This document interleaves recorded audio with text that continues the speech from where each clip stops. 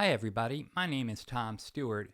Welcome to Line of the Week number 243, Motif Development Using Melodic Rhythms. It's time again to take a rhythm, add notes to it, and then improvise with it over tunes. This form of improvisation is called motif development. This week's line is over a C minor blues chord progression.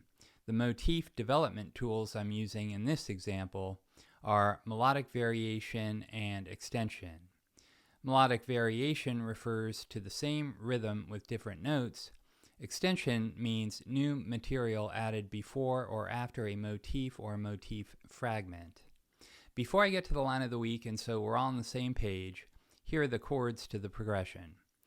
The chords are C minor 7, F minor 7, C minor 7, A flat 7, G7, C minor 7. Here are the chord scales I'm using for this week's line. The chord scales are important because they contain chord tones and agreeable tensions. I use the notes from this chord sound to form shapes on the fretboard. I go from shape to shape, often resolving tension by half step at or near the point of chord change.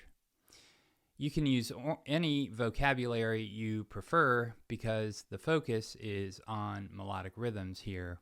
You could use chord tones, guide tones, chord scales, or a combination. Also, many chords have more than one chord scale choice. The chord scales I'm using for today's chord progression are E flat pentatonic, E flat major, E flat pentatonic, E flat melodic minor, A flat melodic minor, E flat pentatonic. Here's the melodic rhythm I'm using this week. You can try it in your own music regardless of style.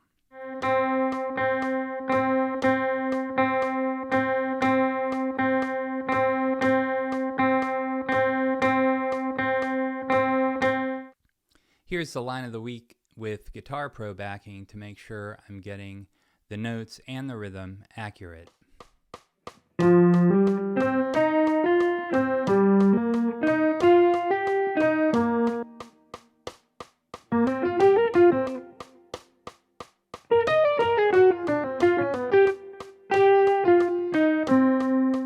Let's look specifically at the line of the week.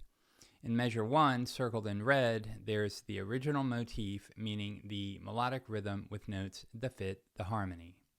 Measure 2 contains a melodic variation of the original motif. The rhythm is similar to the original motif, but the notes are changed to fit the chord. Measure 3 contains another melodic variation. Measure 4 contains another melodic variation, followed by a dotted quarter note extension in measure 5, then rest. Measure 5 is a little different. It contains a short, contrasting eighth note run. In his book, Beyond Time and Changes, Hal Crook, a now retired Berklee College of Music professor, talks about 3 approaches to improvisation.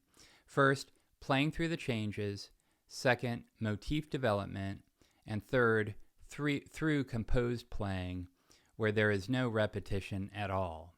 I highly recommend the book. I have no financial tie to the sales of the book at all. I just find it helpful in thinking about structuring your improvised solos.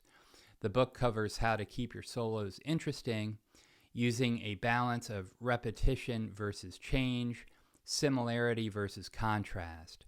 So in this week's example, measures 6 and 7 contain a short eighth note run. This contrasts with the longer syncopated note values in the original motif and variations. Measure 8 contains mostly rest. Measures 9 and 10 also contain an eighth note run containing notes that fit the harmony. Measure 11 returns to a melodic variation of the original motif, followed by a whole note extension in measure 12 to end the line.